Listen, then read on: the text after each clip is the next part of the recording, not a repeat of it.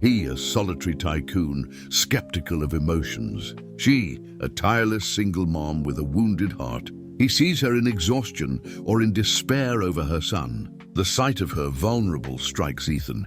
He notices her dignity, her strength, and her unconditional love. In that instant, the millionaire feels compassion and a profound desire to care for her. It's there that the millionaire boss begins to care for his heart. Get ready for a plot twist where society and the past will try to destroy the tycoon's love for the single mom. But the strength of this love and her dignity can heal all wounds. Watch this story until the end. You'll be amazed. If you enjoy stories of love and romance, subscribe to this channel, leave a comment. We post videos like this every day. Continuing, Claire Miller adjusted little Mikey's backpack on his shoulder and checked her watch for the third time in 5 minutes. 6:30 a.m. and she was already late, dropping him off at daycare before getting to work. The 5-year-old boy walked beside her through the busy streets of Chicago, his sleepy eyes still heavy with sleep. "Mommy, why do we always have to rush?" Mikey asked, holding her hand tightly as they crossed the street. Claire felt her heart clench. How could she explain to a child that their life was a constant race against time, against bills, against the exhaustion that never seemed to end? "Because Mommy has an important job today, honey. And you're going to have lots of fun at daycare with your friends," she replied, forcing a smile that didn't reach her tired eyes. After dropping Mikey off, Claire hurried to the crowded L train, squeezed between well-dressed executives who seemed to live in a completely different world than hers. She observed their faces, some focused on expensive smartphones, others simply lost in thoughts that probably didn't include worries about how to pay the rent or if there would be enough money for her mom's adult diapers. At 32, Claire had learned that life wasn't generous to those born without privilege. She worked as an administrative assistant at Sterling Tech, one of the largest software development companies in the country, and 3 times a week she worked extra shifts as a receptionist at a medical clinic. Her days started before 6 in the morning and ended after 11 at night. Between the 2 jobs and caring for Mikey and Nana Rose, her 68-year-old grandmother who suffered from diabetes and heart problems, Claire barely had time to breathe. But she never complained. Dignity was all she had left, and she guarded it like a treasure.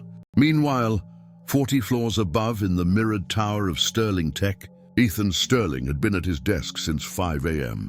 At 39, he had built an empire worth billions, but his personal life was an emotional wasteland. His routine was surgical: gym at 4:30, office at 5, strategic meetings, analysis of numbers, decisions that moved millions, and solitude. Ethan no longer believed in love. He had tried years ago, but the women who approached him always had ulterior motives. They wanted his money, his status, his influence, never him. So he built walls around his heart and dedicated himself to what he knew best: transforming code into astronomical profits. He barely noticed the employees who passed through the hallways. To Ethan, people were human resources, numbers on spreadsheets, operating costs. Efficiency was all that mattered. Claire arrived at the office breathless, 2 minutes before her shift. She slipped to her desk in the administrative department, quickly organized her materials, and began working. Her hands flew over the keyboard with precision, processing reports, organizing schedules, answering emails. She was an exemplary employee, always punctual, never complaining about overtime, and never making mistakes. The day progressed normally until at 4 in the afternoon, Claire's phone rang urgently. "Mrs. Miller, this is Mikey's daycare. He has a high fever and is vomiting. You need to pick him up immediately." Claire's world collapsed. She looked around the crowded office, then at her desk full of pending work. Her supervisor had left for an external meeting, and she had urgent reports that needed to be delivered by the end of the day. But Mikey needed her. I'll pick him up now," she murmured into the phone, her hands trembling. Claire grabbed her purse and practically ran to the elevator, praying that no one would notice her early departure. She would return. She had to return. She would leave Mikey with Nana Rose and finish the work, even if it meant staying until midnight. When she returned to the building at 7 in the evening with Mikey in her arms, the boy was quiet, still feverish and sleepy. She found the office almost empty. Only the security lights illuminated the hallways. Claire settled Mikey in a small, empty conference room, made an improvised bed with her jacket, and returned to finish her work. Ethan was leaving a video conference with Japanese investors when he heard a noise coming from the administrative floor. It was almost 9 at night. Curious and slightly irritated, security protocol was strict, he went down to investigate. That's when he saw her. Claire was at her desk, typing furiously under the pale light of the monitor. Her brown hair escaped from her ponytail. There were dark circles of fatigue under her eyes, and she occasionally glanced at the conference room with an expression of maternal worry that Ethan had never witnessed. He approached silently and saw through the glass door. A small boy slept curled up in a woman's jacket, his face flushed with fever. Something stirred inside Ethan's chest, a sensation he had buried years ago. For the first time, he saw Claire not as the assistant from the 5th floor, but as a woman, a mother, someone who fought with a strength he could barely comprehend. "Miss Miller?" His voice cut through the silence. Claire startled, her heart racing. She turned slowly and met Ethan Sterling's dark eyes fixed on her. The CEO of the company, the most powerful man she knew, was there, looking at her and her desperate situation. "Mr. Sterling, I can explain." Ethan remained silent for a moment that seemed eternal, his eyes scanning the scene before him. The exhausted woman, the unfinished work, the feverish child sleeping on a jacket. Something in his expression changed, a softness that Claire had never seen. "You don't need to explain," he said, his voice lower than usual. "Your son is sick." Claire nodded, fighting back tears of exhaustion and shame. "He had a fever at daycare. I brought him here because I had no one to leave him with, and I need to finish the Santander project reports. I know I broke protocol, but I swear I'll make up for it." "How many hours have you worked today?" Ethan interrupted her. The question caught her off guard. In 2 years at the company, he had never asked her a personal question. "Since 8 a.m., but I'll be working late today because I lost 2 hours picking up Mikey, so it's almost 10 p.m. Claire blinked, confused. Why was he calculating her hours? Why wasn't he firing her for bringing a child to the office? Ethan approached the room where Mikey was sleeping and watched the boy through the glass. There was something in the child's fragility that touched him deeply. When was the last time he had genuinely cared about someone? "He looks so pale," he murmured. "The fever's down a little, but the pediatrician said it's a virus." "It'll pass," Claire explained, joining him at the door. "Mr. Sterling, I can explain better tomorrow. If you give me a few more hours, I can finish everything today." "Stop!" Ethan turned to her, and Claire was shocked to see that there was no irritation in his eyes. "When was the last time you slept a full night?" The question completely disarmed her. No one had ever asked her that. Not even she herself stopped to think about it. I get enough sleep," she lied. "Liar!" But he said it almost tenderly. "You have dark circles that go all the way down here." He pointed to his own cheeks. "And you're shaking." Claire looked at her own hands and realized that he was right. The adrenaline, the exhaustion, and the stress were taking their toll. "I'll call my driver to take you home," Ethan said, taking his cell phone out of his pocket. "No." Claire's response was too quick, almost desperate. "Thank you, Mr. Sterling, but I can't accept.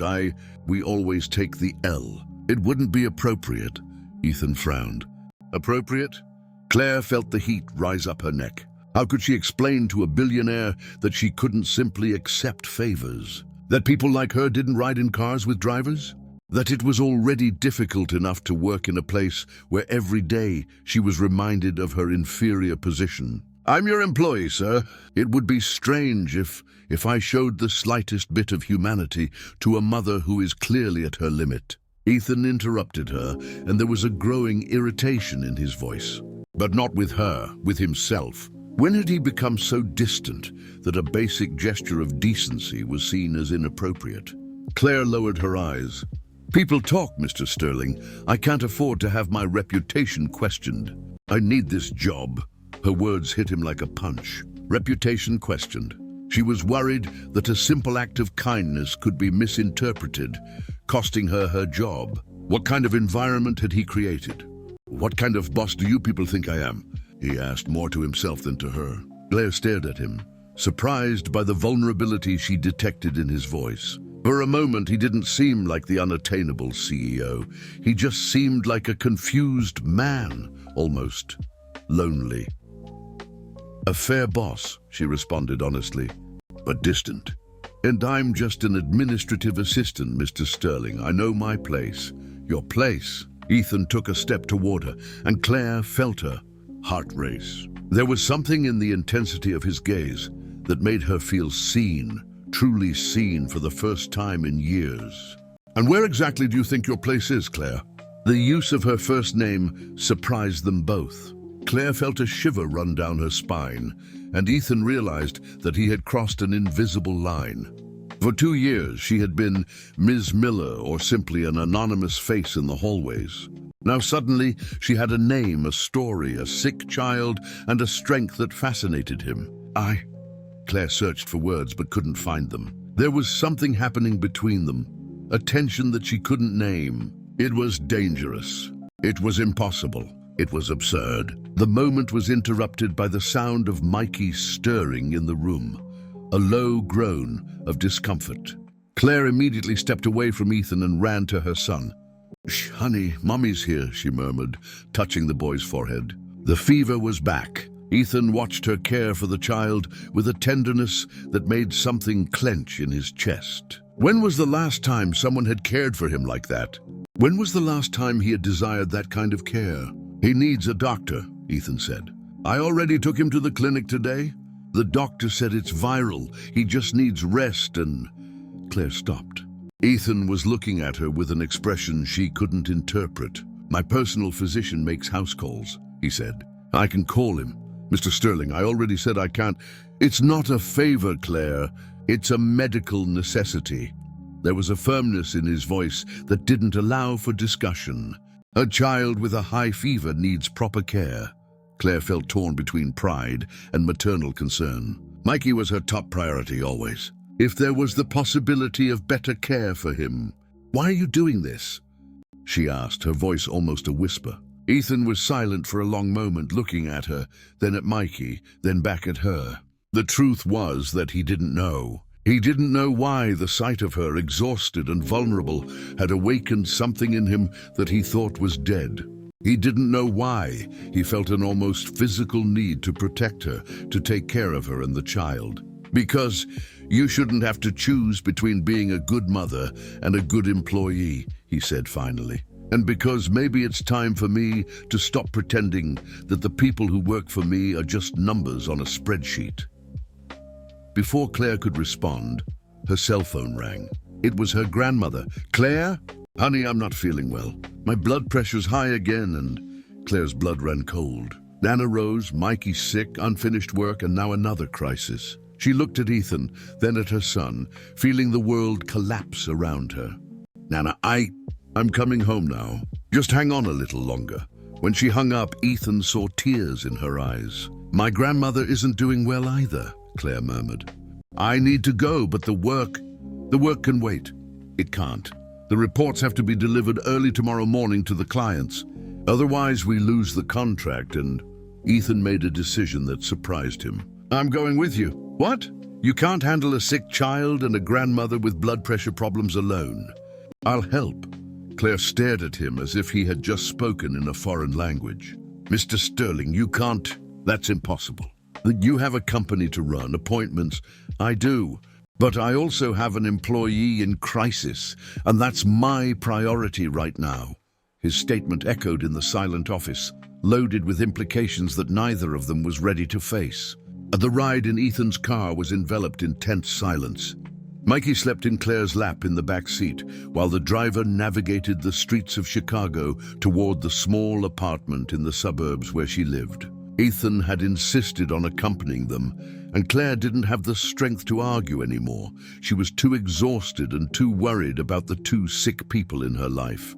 "It's here," Claire murmured when they arrived at the modest housing complex. Ethan looked out the window and saw the simple buildings, the peeling paint, the old cars parked on the street. It was a completely different world from his, but strangely, he didn't feel uncomfortable. "Mr. Sterling, the elevator sometimes doesn't work," Claire said, hesitant. "It's on the 5th floor." "I can handle 5 flights of stairs," he replied, picking Mikey up before she could protest. The boy was surprisingly light, and Ethan felt something clench in his chest as he held that small, feverish body. Claire's apartment was tiny but impeccably clean. 2 bedrooms, a living room and kitchen combined, simple but cozy decor. Ethan immediately noticed the photographs scattered around the room. Claire with Mikey in various moments, an elderly woman who must be Nana Rose, but no man in the family photos. "Nana," Claire called, running to one of the bedrooms. Ethan placed Mikey on the sofa and heard Claire talking in a low voice with Nana Rose. The older woman seemed confused and agitated, and Claire tried to calm her down while checking her blood pressure with a home device. "It's too high," Claire said, returning to the living room with a pale face. "I need to take her to the hospital." "What about Mikey?" Claire looked at her son, then at Ethan, the despair evident in her eyes. I don't know. I can't leave him alone, but I can't take both of them to the hospital in this state." Ethan made a decision that surprised them both. "I'll stay with him." "What?" Claire stared at him as if he had gone crazy. "Mr. Sterling, you can't. I mean, you don't even know kids. How do you know I don't know kids?" The question came out more sharp than Ethan intended, and he saw Claire recoil slightly. There was a moment of loaded silence. Ethan ran a hand through his hair, clearly struggling with something internal. "Sorry," he said finally. "It's just, I've taken care of kids before." Claire realized that she had touched on something painful, but before she could ask, Nana Rose appeared at the bedroom door, staggering. "Claire, who is this man? Why is there a stranger in our house?" "Nana, calm down. This is my boss, Mr. Sterling. He's helping us." Nana Rose studied Ethan with suspicion, then her gaze softened slightly. "You have kind eyes," she said, surprising everyone. "But sad." "Very sad." Ethan was visibly uncomfortable with the elderly woman's insightful observation. Claire noticed how he looked away, his hands clenching into involuntary fists. "Nana, you need to sit down." "We're going to the hospital," Claire said, trying to divert the attention. "I don't want to go to the hospital," Nana Rose protested. "I want to stay with my little grandson." "Nana Rose," Ethan approached, his voice gentle, "Mikey needs you to be well to take care of him." "I'll stay with him while Claire takes you to get checked out." The elderly woman studied him again, then nodded slowly. "You're different than I thought," she murmured. "Rich men are usually tough. You're not." Claire saw Ethan swallow hard, as if her grandmother's words had hit something deep. While Claire quickly prepared a bag for the hospital, Ethan approached Mikey, who had woken up and was looking at him with feverish curiosity. "Hey, champ," Ethan said, surprising himself with the naturalness with which the words came out. "How are you feeling?" "Who are you?" Mikey asked, his voice hoarse. "I'm a friend of your mom's. I'm going to stay here until she gets back." Mikey studied him with the peculiar seriousness of children. "You look sad," he said, echoing his grandmother's words. Ethan felt like he had been punched. How could a 5-year-old see through all his defenses? "Sometimes adults get sad," he responded honestly.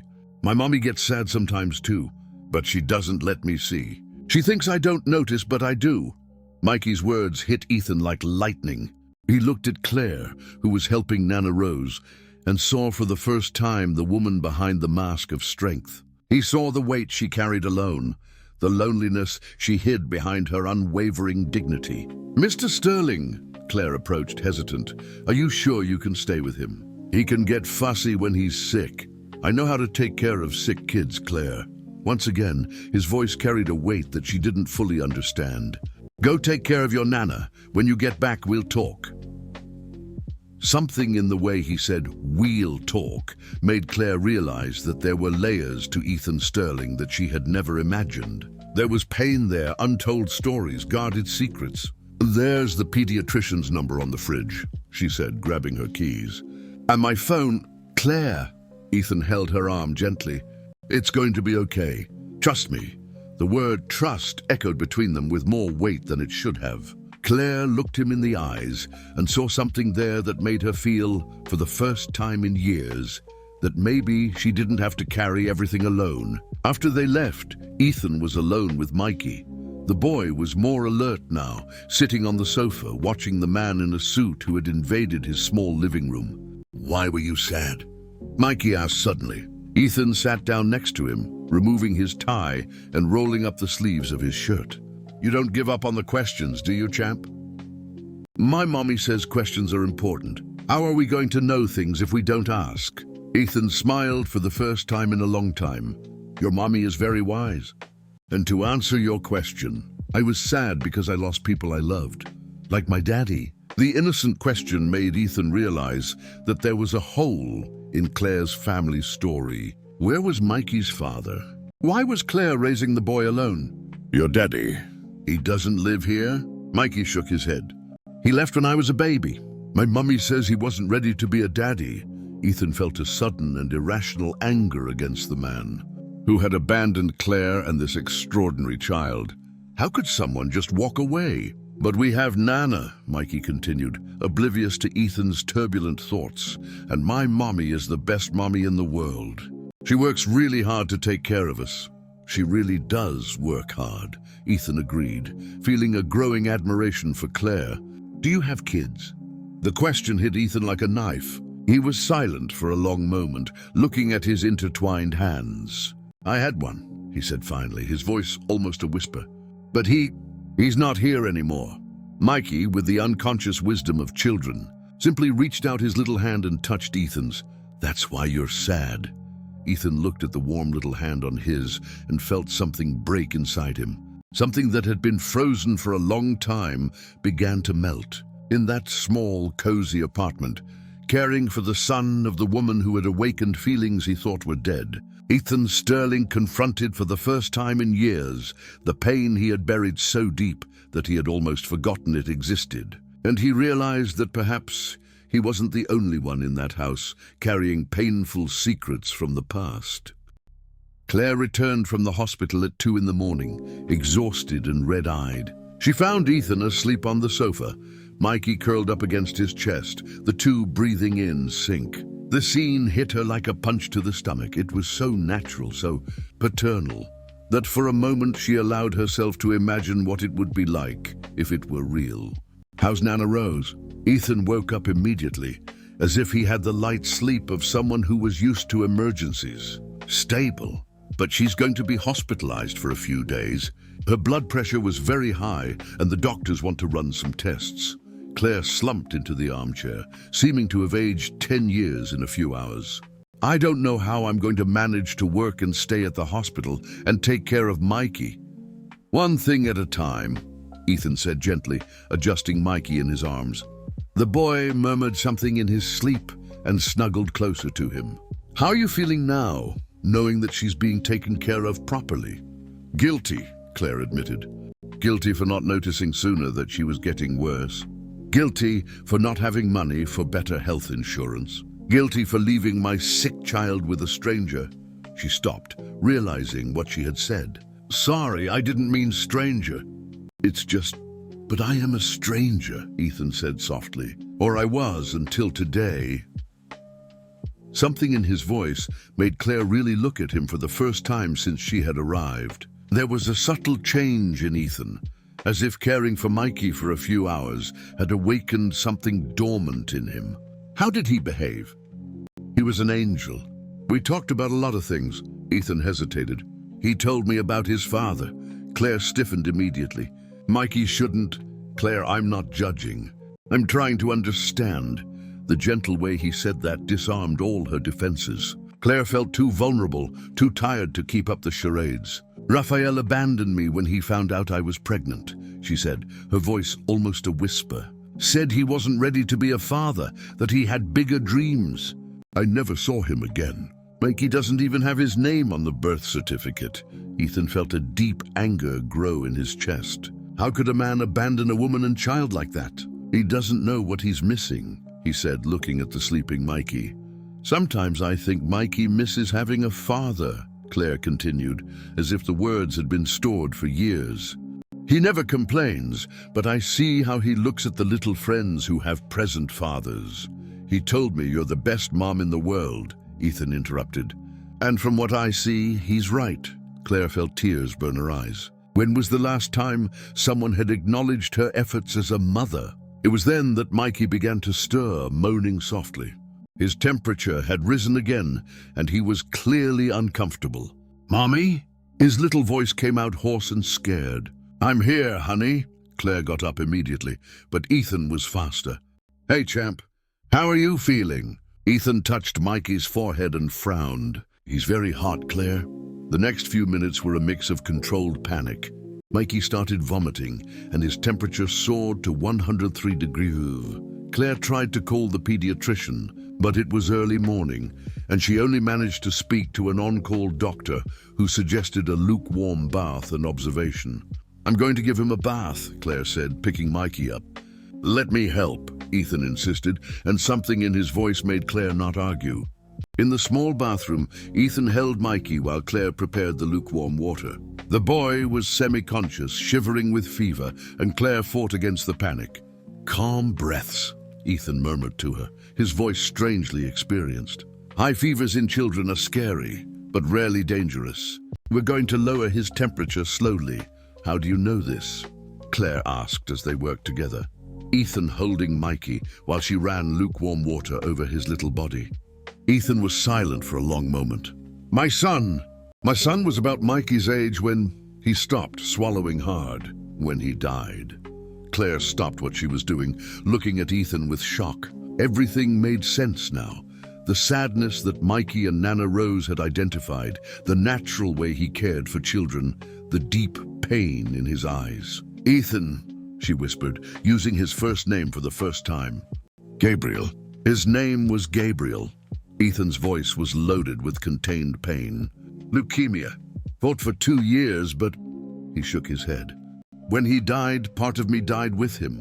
Claire felt her heart break. Without thinking, she reached out her free hand and touched his face. "I'm so sorry." Her touch was like an electric shock. Ethan closed his eyes, leaning involuntarily against Claire's warm palm.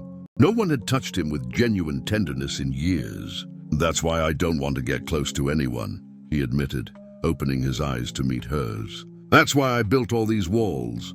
I can't go through that pain again." "But you're here," Claire observed gently, "taking care of my son, because you two, you and Mikey, you tore down all my walls in a single night." The air between them became charged with tension. They were too close, united by the care of the sick child, sharing painful secrets, vulnerable in a way that neither of them had planned. Mikey stirred between them, murmuring "Ethan" in his feverish sleep, and the two adults looked at each other in surprise. "He remembers you," Claire whispered. "How could I forget?" Ethan murmured back, looking at the boy with a tenderness that made Claire's heart race dangerously. They spent the rest of the night taking turns caring for Mikey. Ethan knew cooling techniques that Claire didn't, the result of endless nights caring for Gabriel.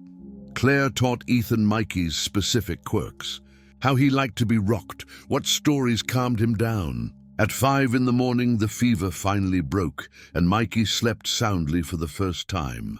Ethan and Claire met in the kitchen, silently preparing coffee, exhausted but united by an experience that had changed them forever. "Ethan," Claire began, but he approached her too close, dangerously close. "Claire," he murmured, his hands gently touching her face. "I didn't plan this. I didn't plan to feel this." "Neither did I," she admitted, her heart beating so hard she was sure he could hear it. They drew even closer, their lips almost touching, when the sound of footsteps on the stairs made them pull away sharply. Ethan looked out the window and saw that dawn was already breaking. The sun was rising over Chicago, and with it reality was reasserting itself. "I need to go," he said, his voice hoarse. "I have a meeting at 7. But neither of them moved. They stood there, looking at each other, knowing that something fundamental had changed between them, something that could no longer be undone. It was then that Claire's neighbor, Mrs. Kravitz, passed by the kitchen window carrying the trash and saw them through the half-open curtain. Ethan with his shirt sleeves rolled up, tie undone, Claire in her nightgown, the two too close in the intimate kitchen. Mrs. Kravitz's eyes widened. She tripped over her own foot and dropped the trash bag, making a noise that alerted other curious neighbors. Ethan and Claire separated immediately, realizing they had been seen. Reality hit them like a bucket of cold water. "This can't happen," Claire said, the panic evident in her voice. "I know," Ethan replied, but his eyes said otherwise. When he left the building minutes later, at least 3 neighbors were at the windows, watching the man in the expensive suit leave Claire's apartment in the early morning. In a few hours, the entire neighborhood would be talking. And in a few days, the gossip would reach the office. The turning point had happened, and there was no going back. The following Monday, Claire arrived at the office feeling the weight of the stairs. There was something different in the air, a palpable tension that made her quicken her pace to her desk. Her department colleagues whispered to each other, stopping abruptly when she approached. "Good morning, everyone," Claire said, trying to keep her voice normal. "Good morning, Claire," replied Patricia, the supervisor, with a smile that didn't reach her eyes. "How was your weekend?" The question sounded like a trap. Claire felt the heat rise up her neck. "Fine, thanks." "Taking care of family." "Oh, family," murmured Fernanda, another colleague, exchanging meaningful glances with the others. "Always important to take care of family." Claire sat down at her desk, with her hands trembling slightly. They knew. Somehow the news had reached here. But how? The answer came in the form of Mrs. Kravitz, who worked as a cleaner in the commercial building next door and was a cousin of Joanne from Sterling Tech's cleaning crew. Gossip traveled fast in the invisible network of the city's support staff. Ethan arrived at the office at 7 sharp, as always, but his mind was completely focused on Claire. He'd spent the night awake, reliving every moment of the previous night, every word, every touch. The sensation of her hands on his face had been etched on his skin. His executive assistant, Mariana, entered his office with his morning coffee and a worried expression. "Mr. Sterling, I need to talk to you about something delicate," she said, closing the door behind her. Ethan looked up from the reports. "What is it?" "There are comments circulating about you and Claire Miller from the administrative department." Ethan's body stiffened immediately. "What kind of comments?" "They say you were seen leaving her apartment in the early morning hours of Saturday. People are speculating." Ethan closed his eyes, feeling the weight of the situation. "Who's spreading this?" "It started with the cleaning staff, but it has already reached the other departments." "And sir," Mariana hesitated, "there are people very interested in this information." "Which people?" Richard Hayes called this morning. "He said he wanted to have lunch with you to discuss matters of mutual interest." Ethan felt his blood run cold. Richard Hayes was a cousin of his ex-wife and one of the company's advisors, someone who had always questioned Ethan's decisions and tried to find flaws in his management. If Richard was interested, it meant trouble. "Schedule it for today," Ethan said. "Better to resolve this quickly." Meanwhile, Claire tried to focus on her work, but felt the whispers around her like needles on her skin. During lunch, she decided to go to the women's restroom and overheard a conversation that devastated her. "Can you imagine? An administrative assistant hooking the billionaire CEO," said a voice that Claire recognized as being Sandra's from finance. "I bet she planned this whole thing." "Poor thing. Thinks she's going to be the new Cinderella," laughed another voice. As if a man like Ethan Sterling would be seriously interested in some trailer trash with a kid. She must be blackmailing him with something, or doing things his wife wouldn't do. Claire leaned against the restroom wall, fighting nausea. Ethan was married, or had been married. She realized how much she still didn't know about the personal life of the man for whom she had developed such intense feelings. When she returned to her desk, she found Ethan waiting for her. He was formal, distant, very different from the tender man who had cared for her son. "Miss Miller, I need to speak with you." "In my office." The use of the formal address in front of the others was like a slap. Claire followed him down the hallway, feeling all eyes on them, each step amplifying the gossip. In Ethan's office, with the door closed, they faced each other in silence for a moment. "People are talking," Ethan said finally. "I know. I overheard some things." Claire swallowed hard. "Ethan, were you married?" The question caught him off guard. "I was. Helena died 2 years after Gabriel. Breast cancer." Claire felt her heart break again for him. Losing a son and a wife. How does someone survive so much pain? "I'm sorry, I didn't know." "There was no reason for you to know." Ethan approached her, his voice softer. "Claire, about Saturday night." "It was a mistake," she interrupted, her colleague's words still echoing in her mind. "I was vulnerable, you were being kind, but it doesn't mean anything beyond that." Ethan felt like he had been punched.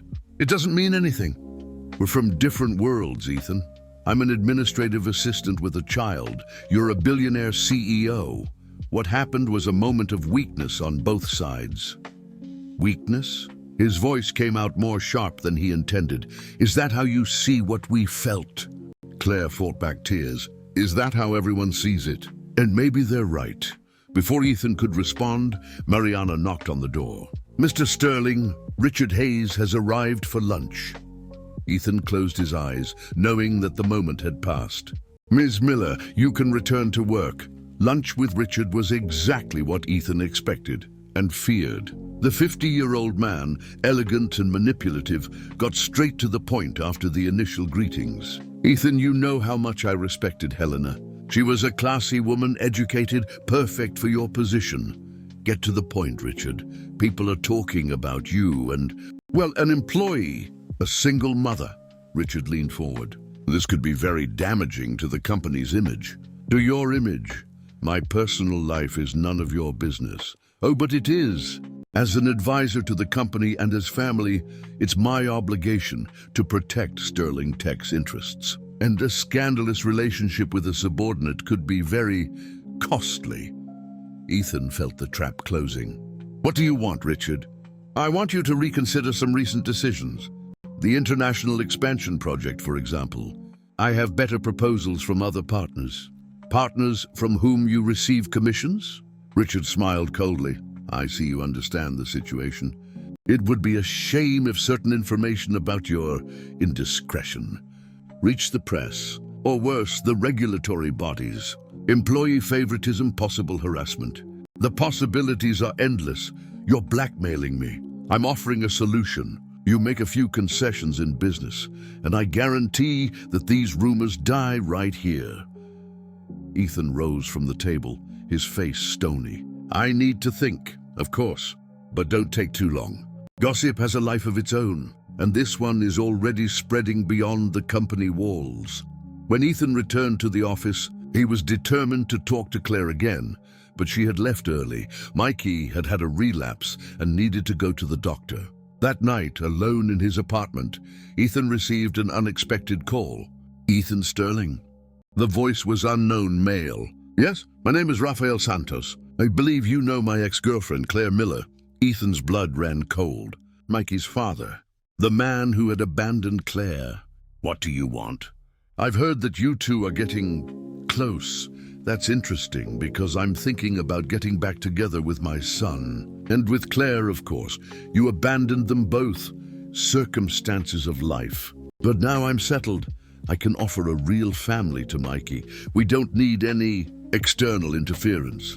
If you're thinking of blackmailing, blackmail is a very ugly word. I prefer to think of it as opportunity. You have a lot to lose if this story becomes public. A CEO involved with a subordinate employee, a single mother. Just imagine the headlines."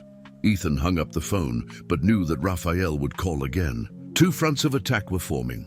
Richard wanting to use the situation to gain advantages in business, and Raphael wanting to use it to return to Claire and Mikey's lives. And Claire was at the center of it all, unaware of the dangers that were approaching, just trying to protect her son and her dignity in a world that judged her for daring to dream of something beyond her condition. The secret had become a weapon, and the consequences were just beginning. On Thursday morning, Claire arrived at work and found a crowd of employees clustered around the computers, whispering excitedly. Her heart leaped when she realized that everyone stopped talking as soon as they saw her. What's going on? She asked Patricia, who looked away embarrassed. Claire, you need to see this. With trembling legs, Claire approached one of the computers. On the screen, the most read gossip blog in Chicago displayed a headline that made her stop breathing. Corporate scandal. Billionaire CEO caught in affair with single mom employee. Below, a blurry but recognizable photo of Ethan leaving her building in the early morning, taken from afar with a cell phone. The text was scathing. Exclusive sources reveal that Ethan Sterling, CEO of tech giant Sterling Tech, maintains an intimate relationship with a subordinate employee. Claire Miller, 32, single mother and administrative assistant, allegedly took advantage of her position to seduce the widowed millionaire. Experts point to a possible case of reverse harassment and favoritism. Claire couldn't read anymore. Her hands were shaking so much that she had to hold onto the desk to avoid falling. Around her, her colleagues pretended to work, but she felt all the looks, all the judgments. Claire, Patricia approached with an expression of false compassion. HR wants to talk to you, now. The walk to HR was the longest of Claire's life. Each step echoed in her ears like a hammer. Each employee who passed her seemed to whisper words like gold digger, opportunist, exploiter. In the HR room, Rodrigo Ferreira, the director, was visibly embarrassed. Next to him, a man Claire didn't know, elegant, middle-aged, with a cold smile. "Claire, this is Richard Hayes, a member of the company's board," said Rodrigo. "We need to talk about the delicate situation that has developed." "Ms. Miller," Richard took control of the conversation, "do you understand that this situation puts the company in a very complicated position? A relationship between a CEO and a subordinate raises serious questions about professional conduct." "There is no relationship," Claire forced the words out. "Mr. Sterling only helped me in a family emergency, an emergency that lasted all night." Richard raised an eyebrow. "Look, we're not accusing you of anything. But public perception is important. The integrity of the company is at stake." Claire felt nausea rise in her throat. "What do you want?" "We want what's best for everyone involved," Richard said smoothly. "That's why we've prepared a generous offer. A substantial severance package, excellent references, and help to find another job. In exchange, you would sign a confidentiality agreement and discreetly step away." "You're firing me?" "We're offering an elegant exit to an unfortunate situation." At that moment, the door opened abruptly and Ethan entered, his face contorted with anger. "What's going on here?" "Ethan, I'm glad you arrived." Richard stood up with a fake smile. "We were resolving Ms. Miller's situation." Ethan looked at Claire, who was pale as paper, then at Richard. "What situation?" "The situation you created by getting involved with a subordinate employee. This leaked to the press, Ethan. Is that how you see what we felt?" Claire fought back tears. "Is that how everyone sees it? And maybe they're right." Before Ethan could respond, Mariana knocked on the door. "Mr. Sterling, Richard Hayes has arrived for lunch." Ethan closed his eyes, knowing that the moment had passed. "Ms. Miller, you can return to work." The lunch with Richard was exactly what Ethan expected and feared. The 50-year-old man, elegant and manipulative, got straight to the point after the initial greetings. "Ethan, you know how much I respected Helena. She was a classy woman, educated, perfect for your position." "Get to the point, Richard. People are talking about you and, well, an employee. A single mother." Richard leaned forward. "This could be very damaging to the company's image." "To your image? My personal life is none of your business." "Oh, but it is. As an advisor to the company and as family, it's my obligation to protect Sterling Tech's interests. And a scandalous relationship with a subordinate could be very costly." Ethan felt the trap closing. "What do you want, Richard?" "I want you to reconsider some recent decisions. The international expansion project, for example. I have better proposals from other partners. Partners from whom you receive commissions." Richard smiled coldly. "I see you understand the situation. It would be a shame if certain information about your indiscretion reached the press, or worse, the regulatory bodies. Employee favoritism, possible harassment. The possibilities are endless.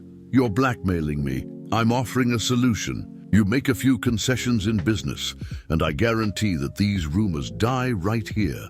Ethan rose from the table, his face stony.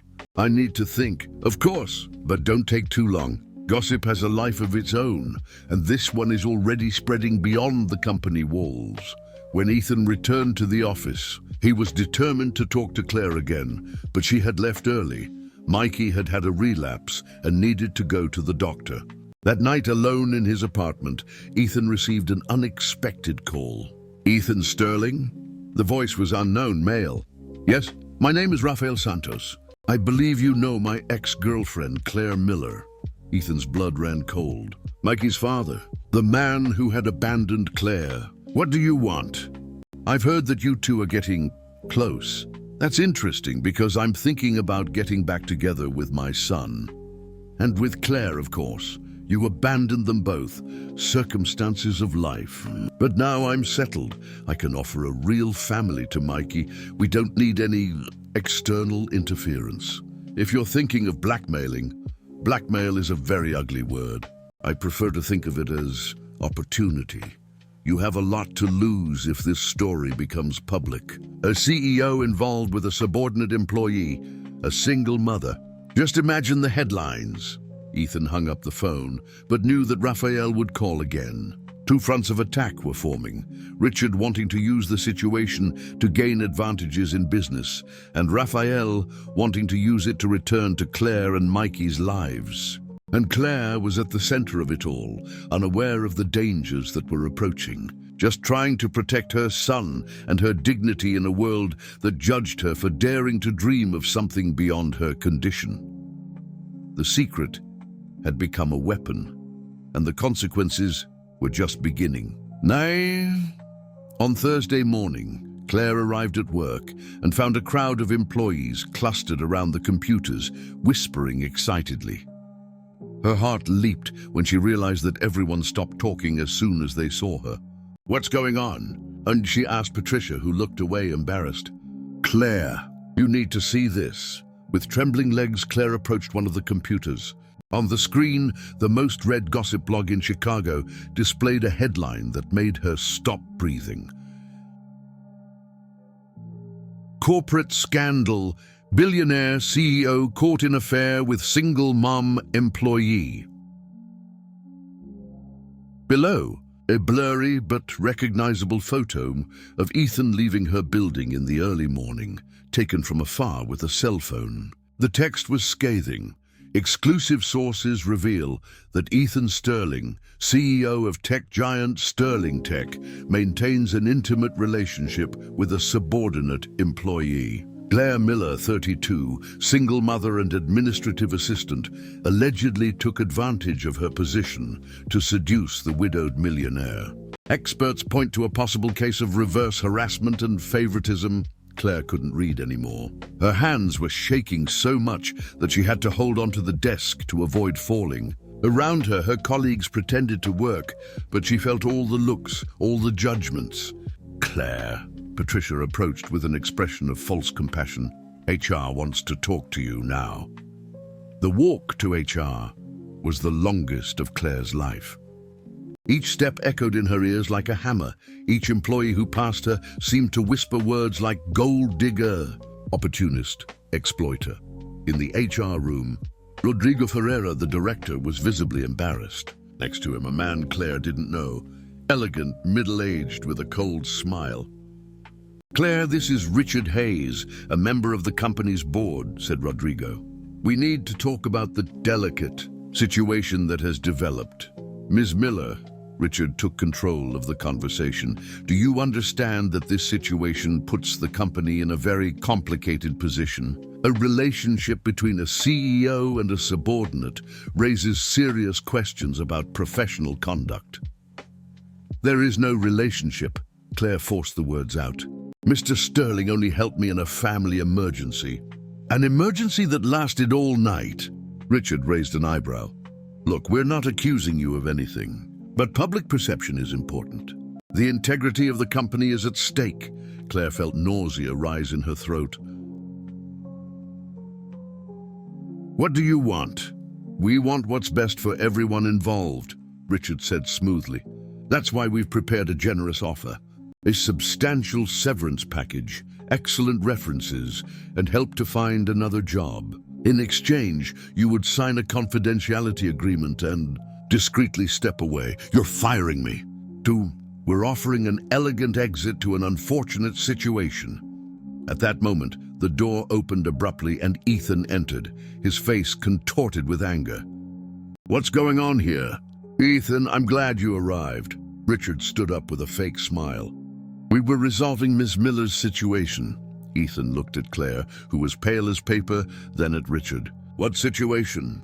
The situation you created by getting involved with a subordinate employee. This leaked to the press, Ethan. The social media is going crazy. We need to do damage control. Claire saw something change on Ethan's face when he realized the scope of the scandal. She saw the calculating CEO returning, the businessman assessing damages and solutions. Claire did nothing wrong, Ethan said, but his voice sounded less convinced than before. Of course not, Richard agreed easily. That's why our proposal is so generous. She leaves with dignity, everyone is satisfied. And if I refuse? Claire found her voice, although it trembled. Richard exchanged a look with Ethan. Well, then things get more complicated. The press might start asking more specific questions about favoritism, about harassment, about the suitability of certain employees for their positions. The veiled threat hung in the air like poison. Claire looked at Ethan, hoping he would defend her, that he would say they would fight this together. Instead, she saw hesitation in his eyes. She saw the man who had built an empire, calculating costs and benefits, weighing what he was willing to sacrifice. Maybe, Ethan said slowly, the words coming out like daggers. It's really better to resolve this discreetly. Claire felt the world collapse around her. The man who had held her sick son, who had shared her deepest pain, who had awakened feelings she thought she could no longer feel, was abandoning her at the first real difficulty. I understand, she said, her voice surprisingly firm. Where do I sign? Claire. Ethan took a step toward her, but she recoiled as if he were poisonous. No, you've made it very clear where your priorities lie. She turned to Richard. I want to see the contract now. While Richard left to get the papers, Ethan tried to approach. Claire, you don't understand. If I don't do this, they'll destroy you. They'll make things up. They'll what? Say I'm a gold digger? An opportunist? Claire laughed bitterly. They're already saying that, Ethan. The difference is that I expected you to be on my side. I'm trying to protect you. You're trying to protect yourself. Your company, your reputation, your money. I was just... What was I, Ethan? A distraction? A charity case? The tears finally came, but she wiped them away angrily. What an idiot I was to think I could mean something to someone like you. You mean everything to me. Liar, Claire exploded. If I meant anything, you'd be fighting for me, not handing me over to them like a defective product. Richard returned with the contracts, but stopped at the door. Realizing the tension, maybe I should give you a few minutes. There's no need. Claire held out her hand. Give me the papers. She signed without reading, the tears blurring her vision. Ethan tried to touch her arm, but she pulled away. Claire, please let me explain. There's nothing to explain. You made your choice. She turned to leave, but stopped at the door. Just one thing, Ethan. When you look at your dead son and remember what it was like to love him unconditionally, remember also how easy it was to abandon someone else's son when it became inconvenient. The words hit Ethan like bullets, and he stood paralyzed, watching her leave the room and his life. Claire went by her desk only to grab her purse, ignoring the stares of her colleagues. In the elevator, she found Fernanda, who had the audacity to try to console her. Claire, don't take to heart what people are saying. Everyone knows you're a good person who just got fired for daring to be helped by the boss. Claire smiled coldly. Real good. When she got home, she found Raphael waiting at the building's entrance. He was different, well-dressed, looking successful, nothing like the irresponsible young man who had abandoned her years ago. "Hi, Claire. What do you want, Raphael? I heard about your problems at work. I came to offer help." Claire laughed humorlessly. "Now you want to help? After 5 years of disappearing. I've matured, Claire. I have a good job now. I can support a family. I came to get you two, you and Mikey. Get out of my way, Raphael. Think about it, Claire. You just lost your job. Your name is mud all over town. What future can you offer our son like this?" The cruelty of the words, the blatant opportunism, were the last straw. Claire ran up to her apartment, where she found Nana Rose, who had been discharged the day before, taking care of Mikey. "Honey, what happened?" "You're pale." Claire collapsed on the sofa and told her everything. The firing, Ethan's betrayal, Raphael's return. When she finished, Mikey approached and climbed onto her lap. "Mommy, why are you crying?" "Because Mommy was very stupid, honey. Very, very stupid." That night, after putting Mikey to sleep, Claire stood at the window looking at the city. She was unemployed, her name tarnished, with no prospects and with 2 men trying to control her, one out of guilt, the other out of opportunism. For the first time in her adult life, Claire Miller felt completely lost. And on the other side of the city, Ethan Sterling was in his apartment, looking at a photo of Gabriel and Helena that he kept on his office desk, wondering when he had become the type of man who abandoned those he loved to protect a business. 2 broken hearts separated by pride, fear, and the machinations of lesser men. All was lost. 3 weeks had passed since Claire's firing. 3 weeks of humiliation, of closed doors, of judgmental looks in the neighborhood. She had tried to get a job at other companies, but the story had spread. There was always a polite excuse, and unfortunately we have no openings at the moment. Raphael appeared every day, insistent, offering his solution to her problems. With each refusal from Claire, he became more aggressive, more possessive. "You can't raise Mikey alone in this situation," he said on Friday morning, blocking the entrance to the building. "Look at you, Claire. You're finished. No job, no prospects, living in this miserable place. Get out of my way, Raphael. I'm serious. I can file for custody, you know. Claim that you're not able to care for him properly. A judge looking at your current situation." The threat went too far. Something snapped inside Claire. For weeks, she had let herself be defeated, had accepted being a victim of circumstances. But no one threatened her son. "I'm going to scream so loud that the whole building will know what kind of father you are," she said, her voice low but deadly. "You're going to explain to the neighbors why you abandoned a child, and now you want him back only when it suits you." Raphael recoiled, surprised by the change in her demeanor. "Think about what I said, Claire. This is your last chance to resolve this the easy way." When he was gone, Claire stood in the doorway, trembling, not with fear, but with rage. Rage at Raphael, at Richard, at Ethan, and at herself for having let herself be beaten down for so long. "Mommy?" Mikey appeared in the apartment doorway. "Was that man my dad?" Claire knelt in front of her son, holding his little hands. "Yes, honey. But being a dad isn't just about having the same blood. It's about caring. It's about being present. It's about loving unconditionally. Like Ethan." The question hit Claire in the chest. Despite everything, Mikey still spoke of Ethan fondly, still asked when he would come visit them again. Ethan had to make other choices, but the words sounded hollow even to her, because the truth was that Ethan had cared for Mikey with genuine love that night. He had shared his deepest pain. He had connected with them in a way that seemed too real to have been faked. So why had he abandoned her so easily? Claire spent the weekend analyzing everything that had happened, going over every conversation, every moment. Something didn't add up.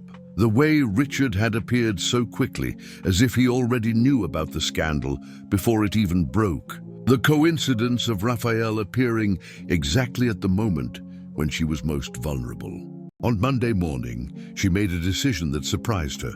Instead of continuing to hide at home, she put on her best clothes and went to the Sterling Tech building.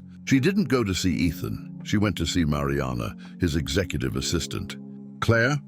Mariana looked visibly embarrassed to see her in the reception area. What are you doing here? I need to talk to you. It's important. I can't. I mean, it would be better if you... Mariana, you've known me for 2 years. Have I ever seemed like the kind of person who would take advantage of someone's situation? The question disarmed Mariana. She looked around, then sighed. Let's get some coffee. But quick! At the coffee shop around the corner, Claire got straight to the point. Who leaked the information to the press? Claire, I can't. Mariana, my life has been destroyed. My son is asking why people are saying bad things about Mommy on the street. I need to know the truth. Mariana struggled with herself for a moment, then leaned forward. You didn't hear this from me, okay?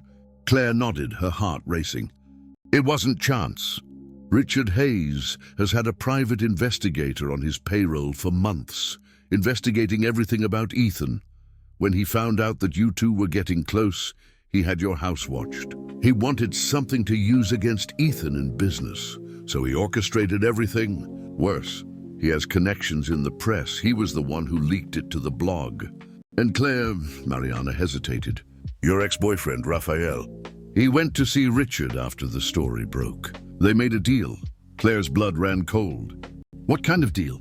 I don't know the details, but I overheard Richard talking on the phone about neutralizing the threat and 2 problems, 1 solution. Claire felt like she had been punched. Raphael hadn't appeared by coincidence. He was working with Richard. It was all a setup. And Ethan? Does he know about this? Mariana shook her head. Ethan is. He's not doing well, Claire. He barely leaves his office. He doesn't eat properly. Yesterday I found him looking at photos of his son on the computer, crying. The words hit Claire like knives. He's suffering. He's devastated. But he thinks he did the right thing by pushing you away. He thinks he protected you. Claire got up abruptly. I need to go. Claire, wait. What are you going to do? I'm going to find out the whole truth. And then I'm going to fight. In the following days, Claire transformed into a detective. She used her meager savings to hire a cheap but competent lawyer who helped her investigate the connections between Richard and Raphael. She discovered that Richard had promised Raphael a job at one of the partner companies in exchange for his cooperation in keeping Claire away from Ethan permanently. More importantly, she discovered that Richard had lied about several things to the board, using privileged information for his own benefit. There was a trail of documents, emails, calls that proved he was manipulating the situation to gain control over the company's decisions. Nana Rose, recovered from her crisis, became her fiercest ally. Honey, you're not going to let these men walk all over you. You're worth more than that. Nana, I don't know if I can. Ethan abandoned me when I needed him. Or he was manipulated just like you. Powerful men can also be fooled, Claire. And from what you told me about that night with Mikey, he wasn't faking love. Claire also found unexpected allies. Several female employees at Sterling Tech, tired of the sexist attitudes of Richard and other board members, began discreetly sharing information with her. Patricia, her former supervisor, revealed that Richard had pressured HR to fire Claire, threatening cuts to the department if they didn't cooperate. The turning point came when Joanne, from the cleaning crew, the same one who had initially spread the gossip, approached Claire at home, crying. Miss Miller, I need to tell you something. That man, Mr. Hayes, he paid me to keep an eye on you and Mr. Sterling. He gave me money to spread the gossip, to make it seem worse than it was. Joanne, I need the job. Miss Miller, but I can't sleep at night anymore. What he did to you was very wrong. And there's more. He recorded a conversation you had with that Raphael guy, talking about how you were going to get custody of Mikey if you didn't cooperate. Claire felt. The world stop. Blackmail, manipulation, conspiracy, everything was documented. Do you have proof of this? I have the audio recordings on my phone. He didn't know I was recording when he was talking to the others. That night, Claire stayed up late, organizing all the evidence, assembling a complete dossier of the manipulation. She had enough evidence to destroy Richard, to expose Raphael, to clear her own reputation. But more importantly than that, she had proof that Ethan had been manipulated, just like her. That his reaction had not been cowardice, but the result of a campaign orchestrated to separate them. The next morning, she put on her best suit, one she had bought years ago for an interview that never happened, and headed to Sterling Tech. But this time, it wasn't as a humiliated employee begging for clemency. It was as a woman who knew exactly who her enemies were, who had the weapons to destroy them, and who was ready to fight for the man she loved and for the family that Raphael threatened. Ethan Sterling had no idea of the hurricane that was about to enter his life again. Neither Richard Hayes nor did anyone else imagine that the naive, single mom he had tried to destroy was about to become his worst nightmare. The war was just beginning. Dudi. Claire entered the Sterling Tech building at 9 a.m. on a Tuesday, carrying a folder of documents and a determination that surprised even the security guard who had known her for ages. "Claire, you don't work here anymore." "I'm here for a meeting," she replied, walking directly towards the elevators. A very important meeting. She went straight to the executive floor, where Mariana saw her approaching with wide eyes. "Claire, what are you doing?" "Ethan is in a board meeting." "Perfect. That's exactly where I need to be." Without waiting for permission, Claire opened the door to the meeting room. Inside, Ethan was sitting at the head of the table, surrounded by the 6 members of the company's board, including Richard Hayes. The silence was deafening. "Excuse me," Claire said, her voice firm and clear. "I need to interrupt this meeting on a matter of extreme corporate urgency." "Ms. Miller," Richard stood up, his face red with indignation. "You are not authorized to be here. I'm going to call security." "Please do," Claire smiled coldly. "I want all the employees of the company to hear what I have to say." Ethan was looking at her in shock. She was different, stronger, more confident. There was a light in her eyes that he hadn't seen before. "Claire, what are you doing?" he asked, his voice hoarse. "I'm saving your company, Ethan, and our reputation." She placed the folder on the table. "Because I found out who really orchestrated this whole situation." Richard tried to approach, but Claire turned to him like a warrior. "Sit down, Richard.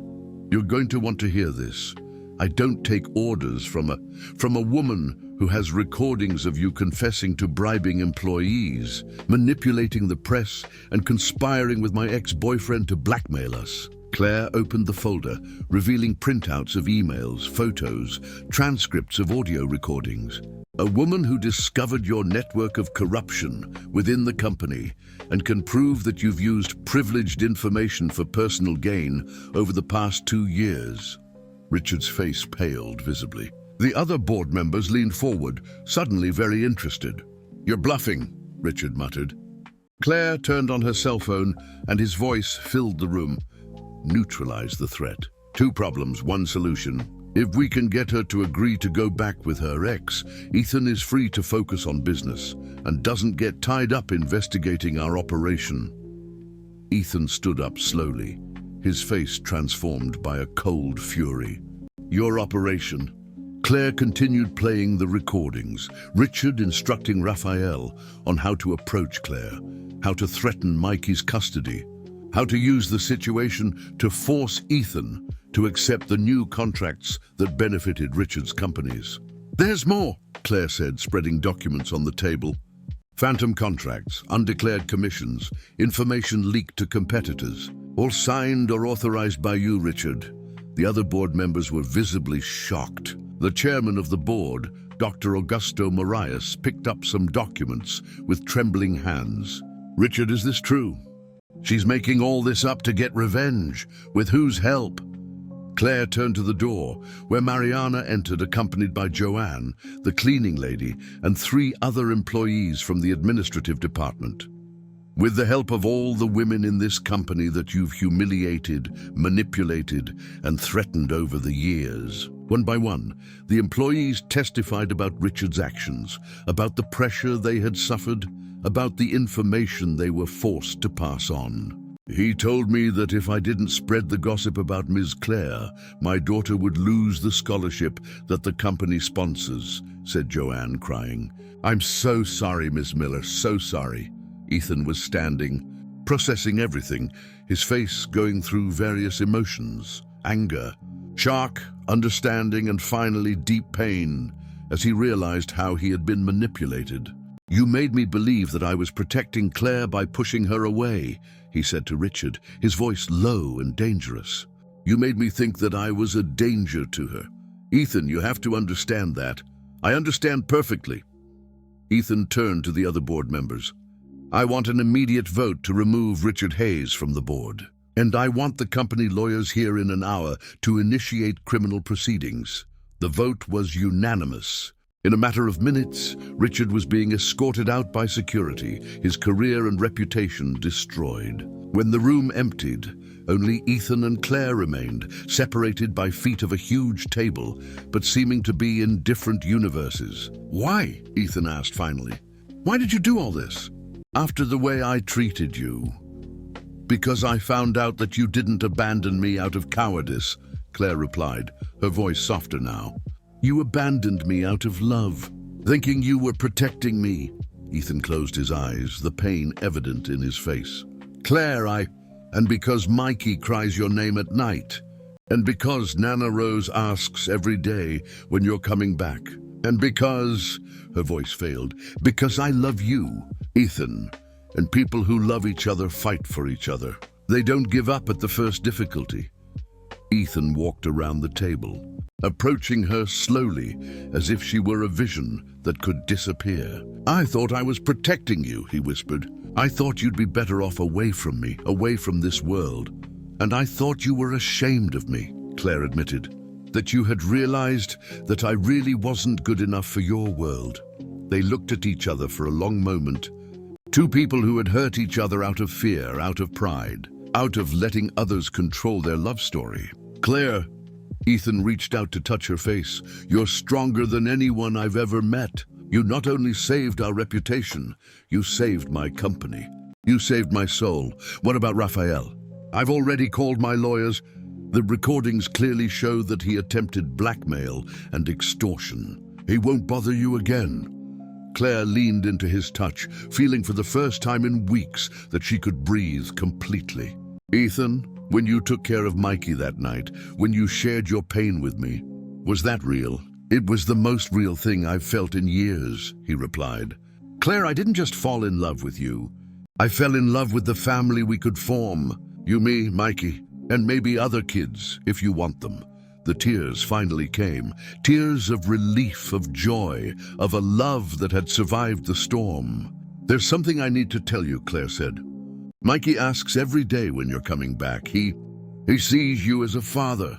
Ethan felt his heart expand in a way it hadn't since Gabriel. And I see him as my son, since that first night. When they kissed, there in the meeting room where everything had started to fall apart, it was as if all the obstacles, all the pain, all the manipulations disappeared. It was just them, the love they had denied themselves, and the promise of a future built on truth, not on power plays. 6 months later, Claire was back at Sterling Tech, not as an administrative assistant, but as the director of human resources, implementing policies that protected employees from harassment and abuse of power. Ethan had insisted that she take the position after seeing how she had led the investigation and transformed the company culture. At home, Mikey called Ethan Daddy Ethan and had gotten a new room in the apartment they shared downtown. Nana Rose had her own room too, and didn't tire of repeating that she always knew Ethan had kind eyes, just very sad ones. Not anymore, she would say, watching Ethan and Claire play with Mikey in the park on Sunday mornings. Now they shine. And when Ethan proposed to Claire, right there in the park where Gabriel used to play, he whispered in her ear, "You taught me that it's possible to love again without betraying the memory of those we've lost. You taught me that families are chosen as much as they're born." Claire said yes with a full heart, knowing that sometimes love doesn't come as we expect. It comes disguised as late-night emergencies, sick children, shared vulnerabilities. It comes when we least expect it, but it arrives with enough force to overcome any obstacle. And when Mikey ran to hug them, shouting, "Now we're going to be a real family," Claire and Ethan knew that some love stories are worth all the battles we need to fight to win them. Love had won, not easily, not without pain, but completely.